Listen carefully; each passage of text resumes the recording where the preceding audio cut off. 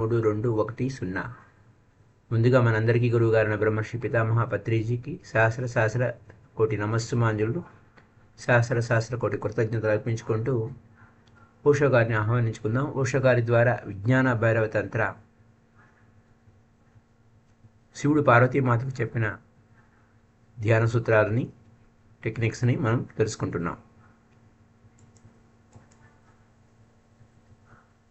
6th టెక్నిక్లో నిన్న మనం చెప్పుకున్నది recap చేసుకుందాం. మనం రోజువారీ పనులు చేస్తూనే పని ఆపకుండానే శ్వాస గమనించడం అంటే లోపలికి పోయే శ్వాస, బయటికి వచ్చే శ్వాస కాకుండా శ్వాస లోపలికి వెళ్ళింది, ఆ గ్యాప్ గమనించాలి. ఆ ఉచ్ఛ్వాస నిశ్వాసల నడుమను ఉన్న గ్యాప్ గమనించాలి. ఒక శ్వాస లోపలికి వెళ్ళింది, మళ్ళా రిటర్న్ వెళ్ళిపోతుంది. అంటే రిటర్న్ వెళ్ళిపోయే శ్వాసను మనం ఏమంటాం? నిశ్వాస అంటాం. ఆ గ్యాప్, ఆ ఇంటర్వెల్ ఏంటి? ఉచ్ఛ్వాసకి నిశ్వాసకి మధ్య ఉన్న ఇంటర్వెల్ ఏంటి? గ్యాప్ ఏంటి? లోపలికి వెళ్ళే శ్వాస, బాగా బయటికి వెళ్ళే శ్వాస మళ్ళీ లోపలికి వచ్చే ముందు ఒక గ్యాప్ వస్తుంది. ఈ విధమైనటువంటి గ్యాప్ని ప్రాక్టీస్ చేయండి అంటున్నారు ఆయన, ఓషో గారు. శివుడు చెప్పిన విషయం ఏంటంటే, ప్రాపంచికపు పనుల్లో, మన రోజువారీ పనుల్లో మన అటెన్షన్ అంతా కూడా పని మీదకి వెళ్ళిపోతుంది. అలా కాకుండా పని చేస్తూనే శ్వాస లోపలికి వెళ్తుంది, లోపలికి వెళ్ళిన శ్వాస ఒకచోట ఆగుతుంది, ఆగి మళ్ళీ వెనక్కి వస్తుంది. ఈ ఆగిన ప్రదేశాన్ని గమనించాలి. కంటిన్యూగా చేస్తూనే ఉండాలి. ఈ టెక్నిక్ని పూర్వం కూడా చెప్పుకున్నాము, కానీ అక్కడ కేవలం దృష్టి దాని మీదే ఉంటుంది, మనకి వేరే పని ఏమి ఉండదు. అలా కాకుండా ఇక్కడ పని చేస్తూనే చేయాలి. అంచేత ప్రాపంచిక పనులు, నువ్వు వరల్డ్ యాక్టివిటీ చేస్తున్నప్పుడు, నువ్వు రోజువారీ పనులు చేస్తున్నప్పుడు, whatsoever you are doing, నీ శ్రద్ధ 2 శ్వాసల నడుమ ఉండాలి. ఇది ప్రాక్టీస్ చేయాలి. నువ్వు పని చేస్తూనే ప్రాక్టీస్ చేయాలి. This is the important point. దానికి దీనికి డిఫరెన్స్ ఏంటంటే, అక్కడ పని చేయకూడదు. మామూలు ఫస్ట్ చేసేటప్పుడు మనం ప్రాక్టీస్ కేవలం ధ్యానం, మెడిటేషన్ చేస్తున్నప్పుడు శ్వాస గమనికే ఉంటుంది. లోపలికి వెళ్ళిన శ్వాస అక్కడ ఏం ఆగింది అనేది గమనిస్తూ ఉంటాం. ఇక్కడ అలా కాకుండా పని చేస్తూనే శ్వాస గమనింపు.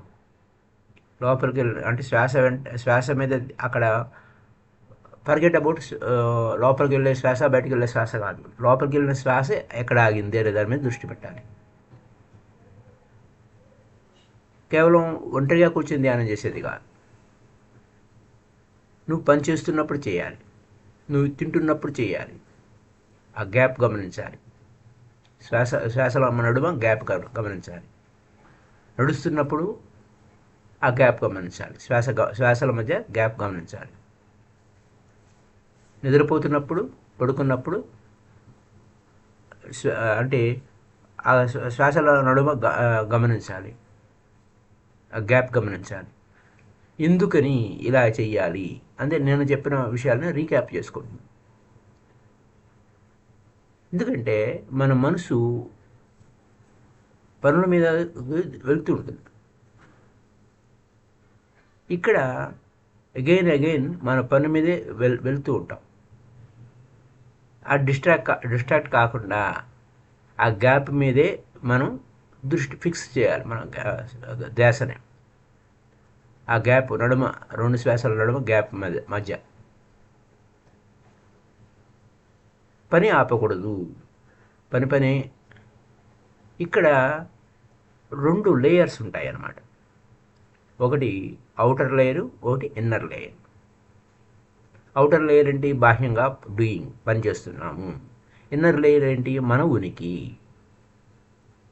ఇది ఇంపార్టెంట్ అన్నమాట. ఇది మనం అభ్యాసం చేస్తూ ఉండాలి. మన పని చేస్తున్నప్పుడే అభ్యాసం చేస్తూ ఉండాలి.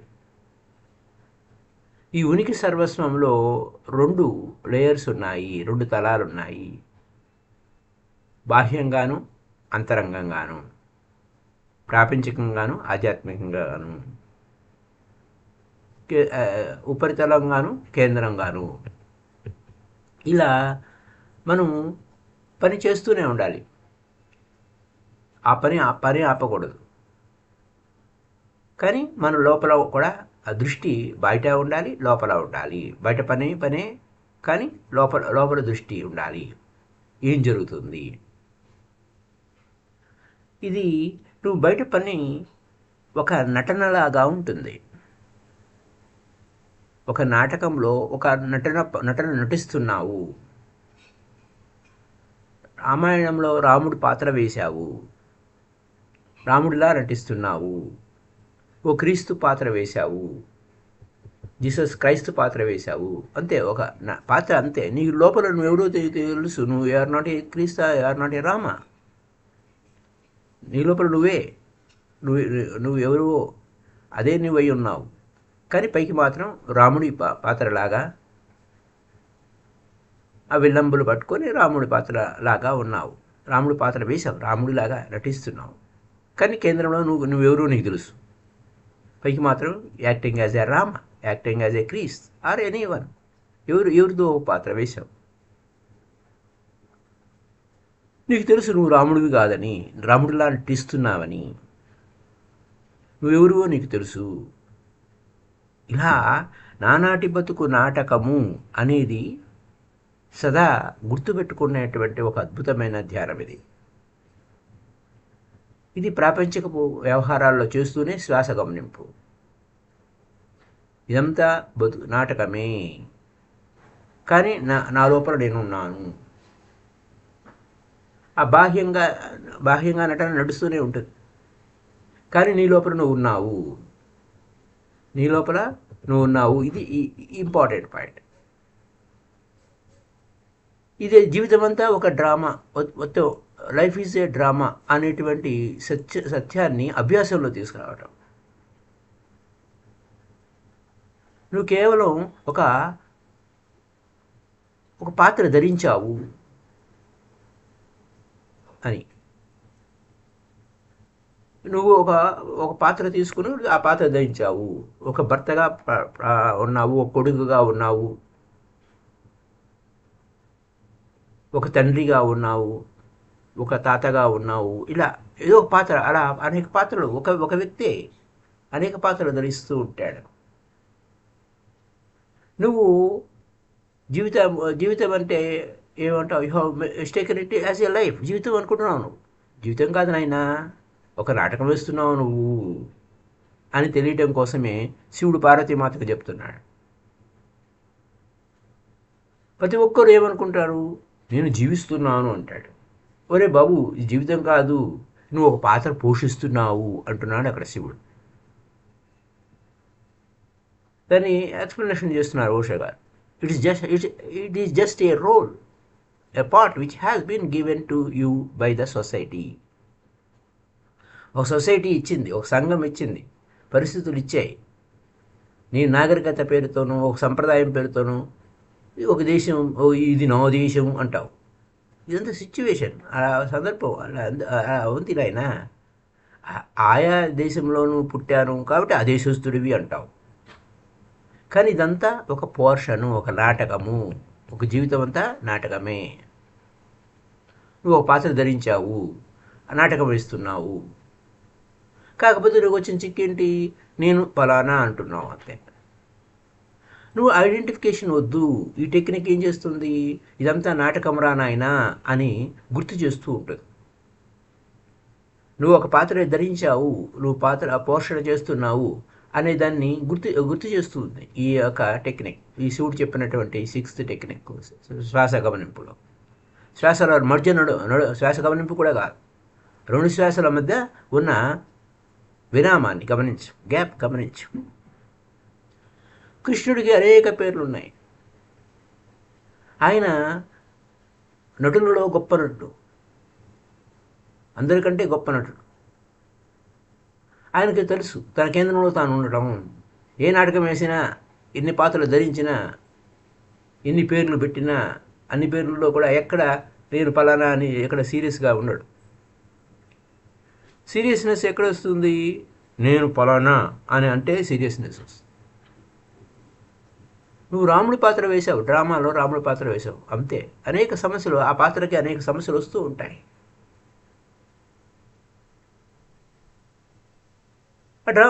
దెర్ ఆర్ అంటే అనేక సమస్యలు. అక్కడ సమస్యలు వచ్చినప్పుడు ఆ సీరియస్నెస్ వచ్చేస్తుంది, నువ్వు ఐడెంటిఫై అయితే. అప్పుడు ఏమవుతుంది? నువ్వు ఆ రాముడి పాత్ర వేసి రాముడే నేను అనుకుంటే సీతని దొంగ ఎత్తుకుపోయాడు, ఆ రావణాసుడు ఎత్తుకుపోయాడు, అటాక్ వచ్చేస్తుంది. అప్పుడు ఆ డ్రామా అంతా కొలాప్స్ అయిపోతుంది. ఒరే, నువ్వు నటించరా రాయన, రాముడి పాత్ర వేశావు, నిజంగా ఎవరు దొంగతనం చేయలేదు, ఎవరు ఎత్తుకుపోలేదు ఆ సీతని. కానీ నిజంగా అక్కడ ఏమైంది? అతను ఆ రాముడి పాత్ర వేసిన వాడు నిజంగా తానే రాముడు అనుకుని తన భార్యను ఎత్తుకుపోయారని చెప్పేసి వాడికి హార్ట్ అటాక్ వచ్చేసి హార్ట్ ఫెయిల్యూర్ వచ్చింది. అంటే ఇక్కడ సిచ్యువేషన్ ఏంటంటే జీవితం కూడా అంతే. You are an actor. Acting చేయనాయన అంటే నిజమే అనుకుంటే హార్ట్ అటాక్ వచ్చింది. Actually nothing is stolen. ఎవరు ఎత్తుకుపోలేదు. అక్కడ నాటకం వేస్తున్నారు. రామాయణం అనేటువంటి నాటకం వేస్తున్నారు అక్కడ. నువ్వు ఎవరు ఎత్తుకోలేదు కాబట్టి అది నువ్వు అన్న ఎరుక కలిగి ఉంటే నువ్వు హాయిగా ఇంటికి పోయి ప్రశాంతంగా నిద్రపోతావు. ఇది not even in a dream you will feel that Sita is stolen.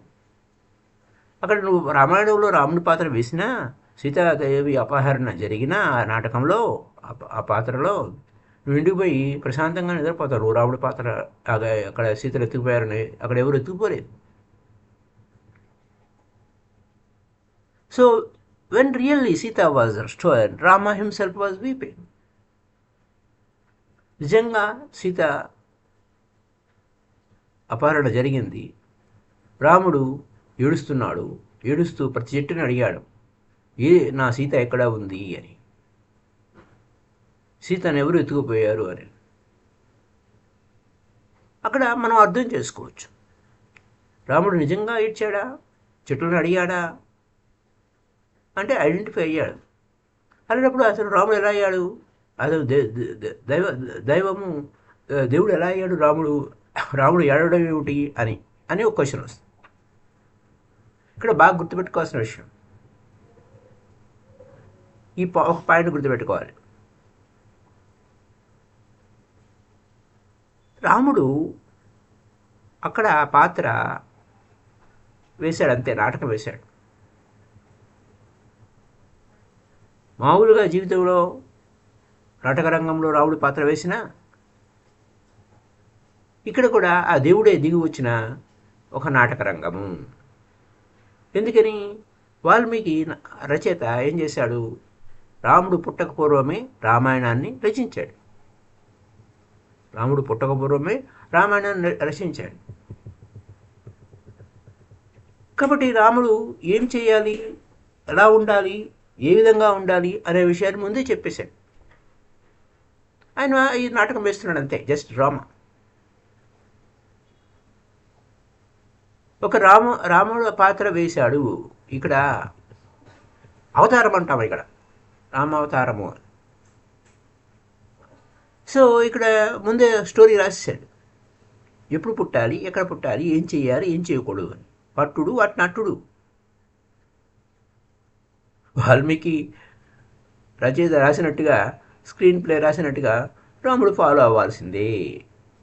అన్నీ ఫిక్స్ అయిపోయినాయి. సీత అపహరణ జరిగింది. ఏం చేస్తాడు? యుద్ధం చేయాలి, అంతే.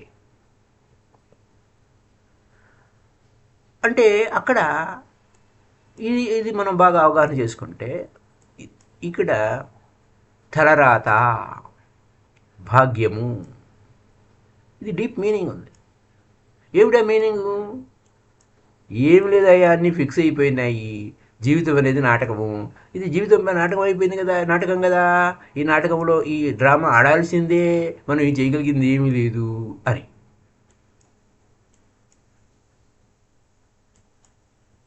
అంటే అక్కడ ఆల్రెడీ ఫిక్స్ అయిపోయింది, మనం రిపీట్ చేస్తున్నాం అంతే, మనం ఏం మార్చడానికి ఏమి లేదు.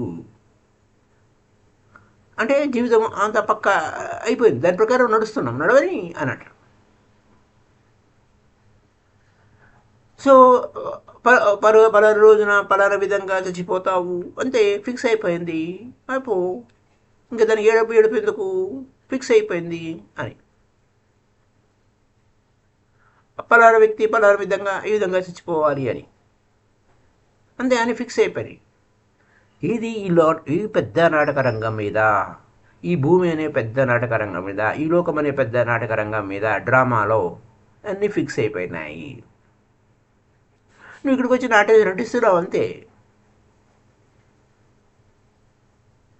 అంతేగాని నువ్వు జీవించాల్సిన అవసరం లేదు, నటించడమే. నటించకపోయి భూమి మీద నాటక రంగం మీద నీ పాత్రను వెయ్యి, ఈ విధంగా వెయ్యి, ఈ విధంగా వెయ్యి అని చెప్పి. మన టీవీలో సీరియల్స్ చూస్తూ ఉంటాం, నాటకంలో ఎట్లా వాడు ఇలా ఏడుస్తూ ఉంటారు, అలా మొత్తుకుంటూ ఉంటారు, అలా కొట్టుకుంటూ ఉంటారు. నువ్వు ఇక్కడ కూడా అంతే డ్రామా వేస్తున్నావు నాయన, ఈ భూమి మీదకి వచ్చి నాటకం వేస్తున్నావు. ఇది డ్రామా అని తెలియాలంటే శివుడు పార్వతీమాతకు చెప్పిన టెక్నిక్, శ్వాసల నడుమ గ్యాప్ గమనించు, అంతే. ఇది అంతా ఏంటి, బయట అంతా నాటకము, లోపలంతా అసలైన విషయం. నువ్వు శ్రద్ధ పెట్టు, లోపల నువ్వు శ్రద్ధ పెట్టు చాలు. నాటకం నడవని, ఆ శ్వాస నడవని, శ్వాసలో ఉచ్ఛ్వాస జరుగుతుంది, శ్వాస జరుగుతుంది, మధ్య గ్యాప్ గమనించి అంతే. ఇది ప్రాధాన్యతతో కూడుకుంది, ఇది బతుకంతా నాటకమే అన్న సంగతి తెలుసుకుంటే. ఇది 6th టెక్నిక్, శివుడు పార్వతీమాతకు చెప్పిన 6th టెక్నిక్. జీవితం అంతా నాటకమేనైనా నీకేం జరగడం లేదు, నువ్వేదో జరిగిపోతుంది, నువ్వేదో ఏడుస్తున్నావు, ఒత్తుకుంటున్నావు, గందరగోళం చేస్తున్నావు, అదంతా అవసరం లేదు, నాటకం ఏదంతా, నువ్వేం గందరగోళ పడాల్సిన అవసరం లేదు. సో ఈ వరల్డ్ లైఫ్, జీవితం అంతా అభ్యాసం చేయాల్సిందే. అప్పుడు ఏం జరుగుతుంది, నీకు ఎవడికో ఏదో జరుగుతుంది, అక్కడ బయట ఎన్నో గందరగోళాలు జరుగుతూ ఉంటాయి, బయటకి ఎవడికో జరుగుతుంది అంతే, నువ్వు లోపల నీ లోపల నువ్వు జాగ్రత్తగా ఉన్నావు. This is the 6th technique. ఇక్కడ మనం 7th టెక్నిక్లోకి, ఏమిటి ఆ 7th టెక్నిక్ అని అంటే, ఇక్కడ లోపల శ్వాస నడుస్తుంది, శ్వాసతో పాటు చేతితో కూడా తాకడానికి కూడా ఉన్నటువంటి ప్రాణశక్తి, అది ఎక్కడ ఉంటుంది, ఆజ్ఞాచక్రంలో ఉంటుంది, ఆజ్ఞాచక్రానికి వెళ్తుంది. అక్కడి నుంచి అది హృదయానికి కూడా చేరుతుంది ఆ ప్రాణశక్తి నిద్రలో. అప్పుడు ఆ కళలను నిర్దేశించవచ్చు, ఆఖరికి మరణాన్ని కూడా నిర్దేశించవచ్చు. ఆ లోపలి లేయర్స్లో ఇప్పుడు మనం ఇప్పుడు 6th టెక్నిక్లో ఏం చెప్పుకున్నావు, 2 లేయర్స్ ఉంటాయి బాబు. ఒకటి నువ్వు బాహ్యంగా ఉంటుంది, లోపల ఇంకొక లేయర్ ఉంది, నీ లోపల నువ్వు ఉంటావు అని. ఇంకా డెప్త్కి వెళ్ళే కొద్ది 7th టెక్నిక్లో ఇంకా వేరే ఉంది, డీప్ లేయర్స్లోకి ఎంటర్ అవుతావు. అక్కడ నువ్వు ఆ శ్వాసను కూడా స్పర్శించడానికి లేనటువంటి ఒక అద్భుతమైనటువంటి ప్రాణ అనేది ఉంది. అది ఆ ప్రాణశక్తి నీ యొక్క ఆజ్ఞాచక్రంలో ఉంది, 3rd ఐ సెంటర్లో ఉంది. అక్కడ సూక్ష్మాతి సూక్ష్మమైన శ్వాసలు నడుస్తున్నాయి. అది ఇన్విజిబుల్ ప్రాణ, కంటికి కనపడదు అది. అక్కడ ఏం జరుగుతుంది, నా దాని మీద దృష్టి పెడితే ఆ ఎనర్జీ షవర్ బాత్ జరుగుతుంది. అక్కడ వెలుగులు విరజమ్ముతూ ఉంటాయి. అది నీ హృదయాన్ని తాకుతుంది. ఎప్పుడైతే అక్కడ నీకు చేరిందో అక్కడ ఆ నిద్ర అవస్థ ఏమిటి తెలుస్తుంది, ఆ కలర్ ఏంటి తెలుస్తుంది, ఒక మరణం అంటే ఏంటో తెలుస్తుంది. ఇక్కడ 3 పార్ట్లు ఉన్నాయి. ఈ దీంట్లో నువ్వు 3 విభాగాలుగా మనం చేసుకోవచ్చు.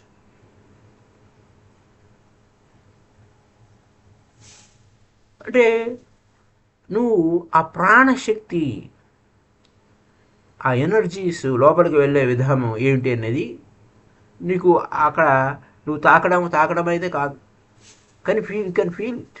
ఇన్విజిబుల్ పార్ట్, అది పదార్థం కాదు తాకడానికి, కానీ యూ కెన్ ఫీల్ ఇట్. నువ్వు శ్రద్ధ పెట్టు. 2 గర్భముల మధ్య ప్రదేశాల మీద శ్రద్ధ పెట్టు. అప్పుడు నీకు ఈజీగా ఆ ప్రాణశక్తిని ఫీల్ అవ్వగలవు. ఆ గ్యాప్ గమనించు, అది కూడా తెలుస్తుంది. ఇంకా ఈజీ అయిపోతుంది. అప్పుడు ఆ తర్వాత ఇంకా ఎక్కడికి వెళ్తుంది? అది నాభి కేంద్రానికి వెళ్తుంది. శ్వాస బయటకు వస్తుంది, లోపలికి వెళ్తుంది.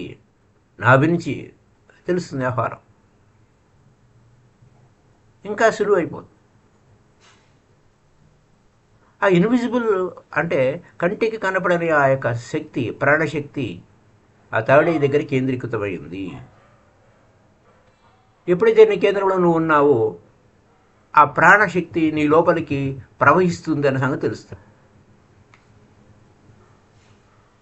అంటే ప్రాణశక్తి లోపలికి వెళ్తుంది అన్నది నీకు తెలిస్తే ఏం జరుగుతుంది?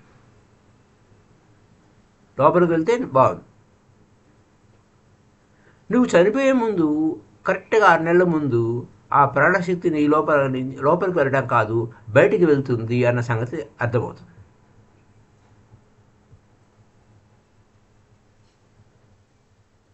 ఆరు నెలల ముందే పలానప్పుడు పలానా డేట్లో చచ్చిపోతానని సంగతి నీకు తెలిసిపోతుంది.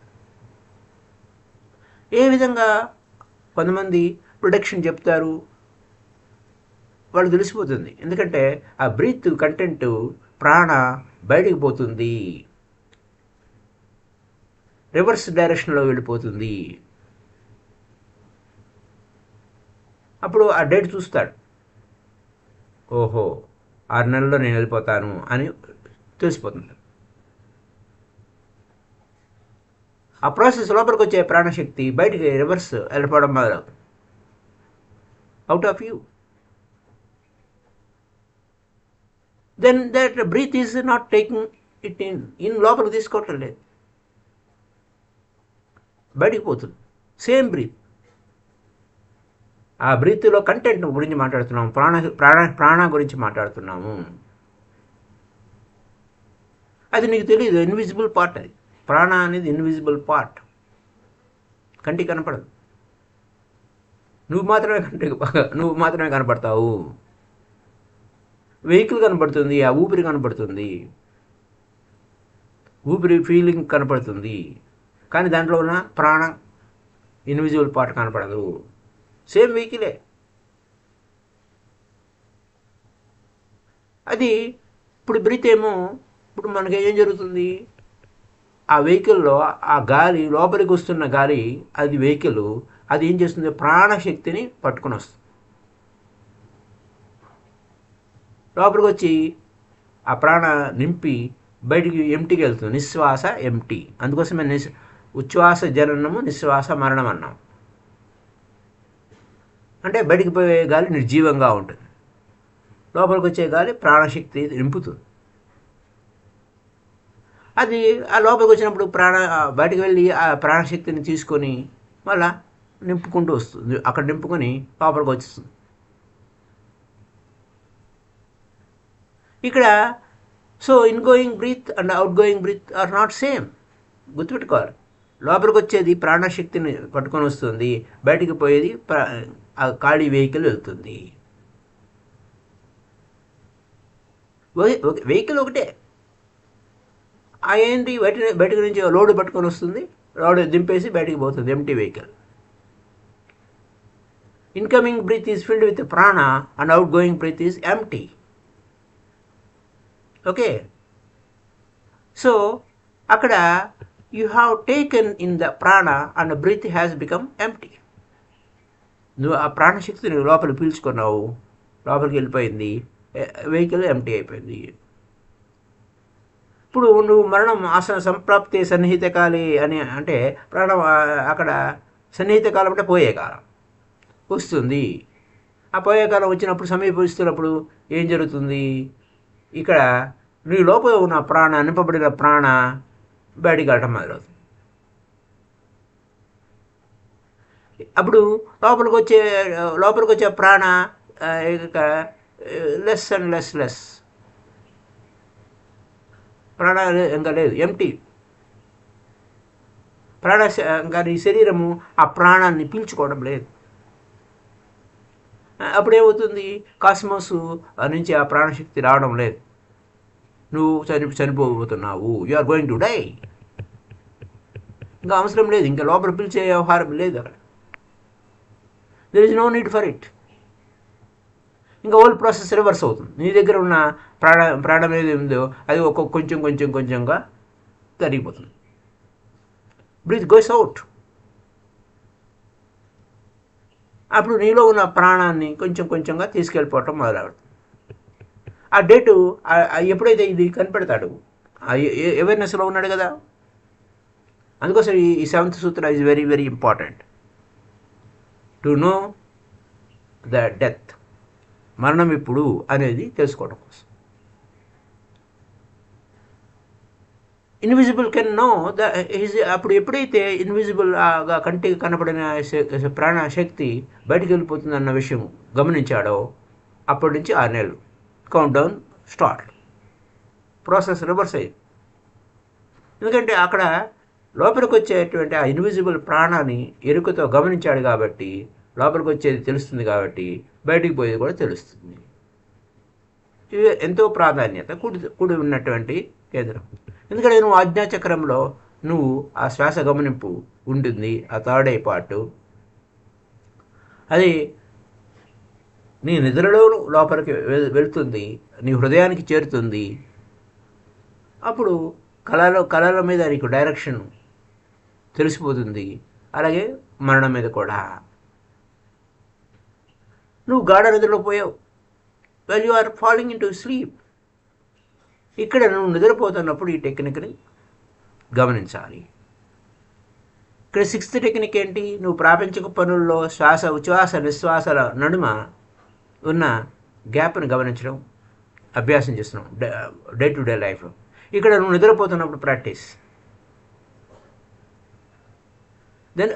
అప్పుడు మాత్రమే చేయాలి, ఇంకే వేరే టైం కాదు.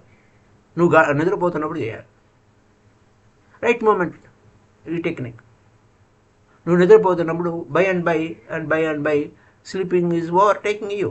అంతే, క్రమక్రమంగా నువ్వు నిద్రలోకి జారిపోతావు. నిద్ర నిన్ను ఆహ్వానిస్తుంది. అంతే, క్షణాల్లో నీ యొక్క ఇరుక మాయమైపోతుంది, నీకు ఇరుక తెలియదు. అప్పుడు నువ్వు శ్వాస గమనింపు, ఆ ఇన్విజిబుల్ ఆ ప్రాణ లోపలికి ఏ విధంగా లోపలికి వస్తుంది అనేదాన్ని ఫీల్ అవ్వాలి. ఫీల్ అయితే అది నీ హృదయాన్ని తాకుతుంది. ఇంకా ఫీల్ అవ్వాలి. నీ హృదయాన్ని తాకింది, శరీరంలోకి వెళ్తుంది, ప్రాణ హార్ట్కి వెళ్ళింది. నిద్ర వస్తే రానిలే, నువ్వు కాన్షియస్గా నువ్వు ఇక ఎరుక నుంచే ఉన్నావు కాబట్టి ఏం జరుగుతుందో లోపల అంతా తెలిసిపోతుంది. ఆ నిద్రలో మునిగిపోయినా నీకు లోపల ఏం జరుగుతుందో తెలుస్తుంది. ఆ invisible breath coming into the heart and sleep overtaken you. అప్పుడు నీ హృదయాన్ని చేరుకుంది. ఓ పక్కన ఆ ఇన్విజిబుల్ ప్రాణ ఏమైంది? నువ్వు నిద్రలో మునిగావు. అప్పుడు నీ కళల్లో ఏమొస్తున్నాయి కూడా ఎరుక తెలిసిపోతుంది. ఇక నువ్వు కళ వచ్చింది రోయి అనే సంగతి కూడా నీకు అవగాహన వచ్చేస్తుంది. సాధారణంగా నువ్వు ఎరుకలేని కళ నిజమే అనుకుని ఆ కళలో ఏం జరిగితే అదే నాకు జరిగిపోతుంది అని ఏడుస్తూ కూర్చుంటావు. కానీ ఇక్కడ అలా జరగదు. నువ్వు కళగంటున్నప్పుడు ఇదే రియాలిటీ అంటావు. అది ఇక్కడ నువ్వు ఒక థర్డ్ ఐ మీద దృష్టి పెట్టినప్పుడు ఇదే జరుగుతుంది. ఎవరైనా నిద్రపోతున్నప్పుడు వాడి దృష్టి ఎక్కడ ఉందో బాగా గమనిస్తే, ఎరుకుతో గమనిస్తే వాడి దృష్టి అంతా కూడా ఎక్కడ ఉంటుంది? మూడో కన్ను మీద ఉంటుంది. నువ్వు చూడలేదా? చూడు. ఇప్పటివరకు నువ్వు చూడవచ్చు, చూడు. పెద్దవాళ్ళని పట్టించుకోకూడదు కానీ చిన్నపిల్లలను గమనించాలి. వాళ్ళు వాళ్ళు పిల్లవాళ్ళు నిద్రపోతున్నప్పుడు వారి కనుబొమ్మలు అలా తీసి చూస్తే కనురెప్పలు కళ్ళు మూడో కంటి మీద ఉంటాయి. ఫోకస్ అంత థర్డ్ ఐ మీద ఉంటుంది. కేవలం పిల్లలు అప్పుడు ఊషగారు ఏం చెప్తున్నారు? పిల్లలనే చూడండి, పెద్దవాళ్ళని చూడకండి అని.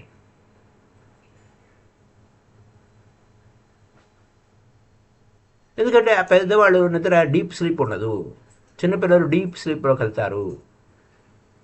అప్పుడు వాళ్ళు చూస్తే ఆ రెండు కళ్ళు ఫోకస్ అంతా థర్డ్ ఐ మీద ఉంటాయి. వాళ్ళకి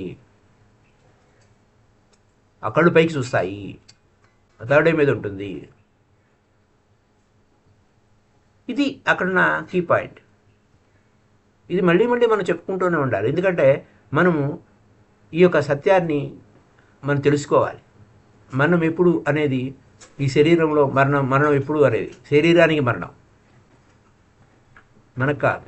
శరీరం ఎప్పుడు పోతుంది, ఈ శరీరం ఎప్పుడు వదిలేస్తాము అనేది ఈ సూత్రం ప్రకారం తెలుస్తుంది. అవి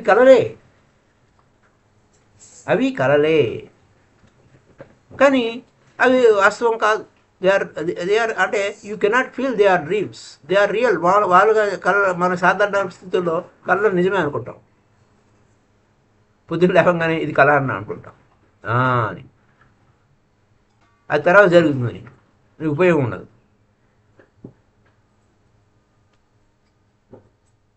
నువ్వు ఆ కళ కనేటప్పుడు ఇది కళ అనేది నీకు గుర్తుండదు. తర్వాత గుర్తొస్తుంది, ఓ నా కళ వచ్చింది అని. నువ్వు కళ వచ్చినప్పుడు నువ్వు మెలుకుంటే యు ఆర్ అవేర్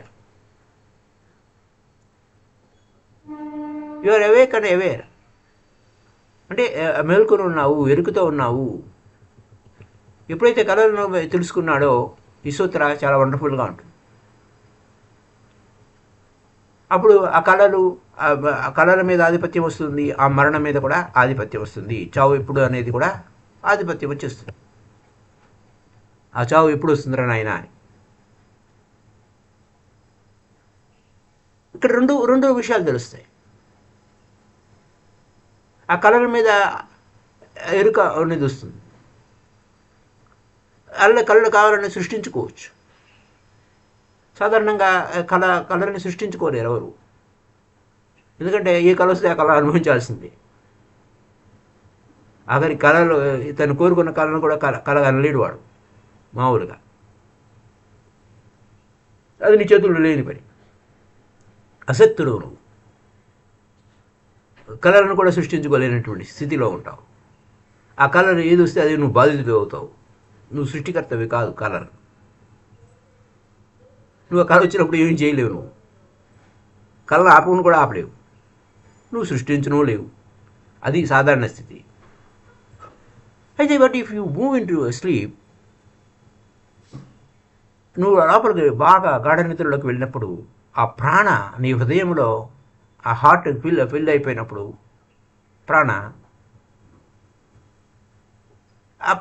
అప్పుడు ఏమవుతుంది? ఎవరి బ్రీత్ అంటే లోపలికి వచ్చే శ్వాస ప్రాణతో నింపబడి ఉంటుంది. అప్పుడు ఎప్పుడైతే నువ్వు ఆ ఎరుక కలిగి ఉన్నావో ఆ ప్రాణశక్తిని, లోపలికి వచ్చే శ్వాసను, ఆ ప్రాణతో నింపబడిన దాన్ని నువ్వు ఎరుకతో గమనించావో, అప్పుడు నీ కళల మీద ఆధిపత్యం నీకు వస్తుంది. ఇది అరుదైన ఆధిపత్యము. అప్పుడు నీకు కావలసిన కళ నువ్వు కనవచ్చు. కాపడు నేను ఈ కళ కంటాను అంటావు అంతే. ఆ కళే వస్తుంది. నువ్వు నిద్రపోతున్నప్పుడు చెప్తావు నాకు ఈరోజు కళ వద్దు అంటే కళ రాదు. ఆ కళ ఈరోజు నాకు వద్దు అంటే కళ రాదు. ఈరోజు నాకు ఈ కళ కావాలి అంటే ఆ కళే వస్తుంది. ఇది 7th టెక్నిక్ యొక్క అద్భుతం. అది అయితే ఏంటండి నాకు భలేవాళ్ళే ఏంటి నాకు కళల కంటే నాకేమిటి ఉపయోగము? ఏం ఉపయోగం నాకు? ఉపయోగం లేదా? ఎప్పుడైతే నువ్వు కోరిన కళ కావాలని అంటే once you become master of your dreams you will never dream. Is absurd. అవసరమే ఉంది, డ్రీమింగ్ ఆగిపోతుంది. పలానా కలగని ఉపయోగమే ఉంది అని చెప్పి ఆ కళ ఆగిపోతుంది. అప్పుడు ఆ నిద్ర గాఢ నిద్ర. ఆ గాఢ నిద్ర ఎంత గాఢ నిద్ర అంటే నువ్వు కళతో అంటే నిద్రలో కళలు వస్తే కళల్లో కలతలు కూడా పొందుతూ ఉంటావు. పగలు ఏడుస్తావు, రాత్రి ఏడుస్తావు. కానీ ఎప్పుడైతే నువ్వు కళల మీద ఆధిపత్యం సంపాదించావో ఇంకా కళ అనాల్సిన అవసరం ఏముంది? అప్పుడు ఆ నిద్ర గాఢ నిద్ర. శవం నిద్రపోతుంది, ఆ శవ నిద్రలాగా. అది ఆ శవం ఏంటి? Deep sleep. ఇంకా కుదిపినా లేచేదిలే, అది లేగదు. అంత deep as death. Deep sleep as death. ఆ స్లీప్ ఏంటి? డీప్గా ఉంటుంది. అక్కడ మీనింగ్ ఏంది? ఆ శవానికి ఏం కళలు లేవు, అలాగే ఆ డీప్ స్లీప్లో కళలు లేవు. నువ్వు కళ అంటే ఏంటి? పైపైన నిద్రపోతున్నావు. ఎప్పుడైనా మేలుకోవచ్చు, పైపైనే ఉన్నావు. డ్రీమ్స్ అన్నీ పైపైనే ఉంటాయి. పైపైన అలల లెక్క, సముద్రంలో అలల లెక్క పైపైనే ఉంటాయి. There is no dreaming. అంటే ఆ సముద్రంలో అడుక్కంట వెళ్ళిపోయావు, అలలు లేనట్టుగా. అక్కడ కళలు లేవు. మరణం కూడా అంతే. అంచేత భారతదేశంలో ఏమంటారు? సుదీర్ఘమైన నిద్రపోయాడు వాడు అని. దీర్ఘ నిద్రలోకి వెళ్ళిపోయాడంట. చచ్చిపోయాడు అనరు వాడిని, దీర్ఘ నిద్రలోకి వెళ్ళిపోయాడు అని.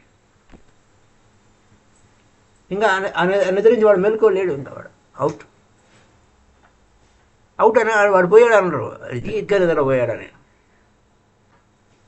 అంటే ఇంకొక పుట్టుక పుట్టడానికి ఇంకో జీవితానికి ఈ జీవితానికి మధ్య గ్యాప్ ఉంది. ఆ గ్యాప్ని దీర్ఘ నిద్రలోకి వెళ్ళిపోయాడు అని.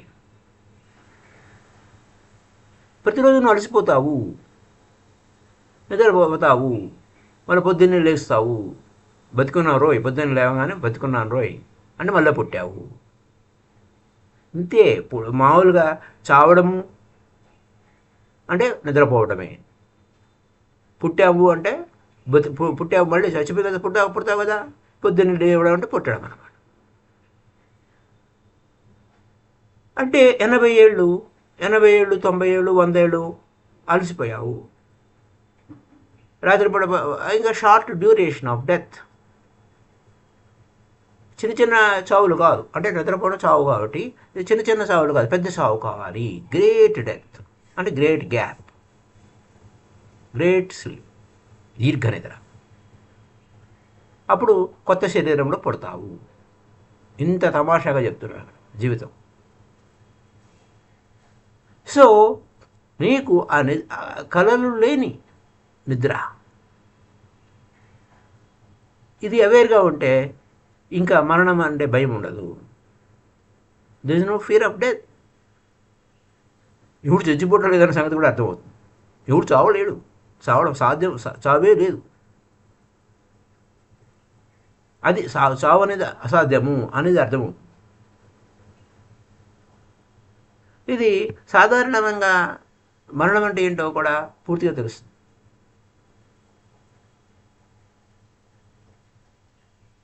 ఈ మెకానిజం, ఈ యొక్క ఆహారం ఏంటి, ఈ మెకానిజం అంటే ఏంటి పూర్తిగా మనకు తెలిస్తే మనకు అర్థమవుతూ ఉంటుంది. So thank you very much. ఇంకా మరిన్ని విషయాలు రేపటి ఎపిసోడ్లో తెలుసుకుందాం.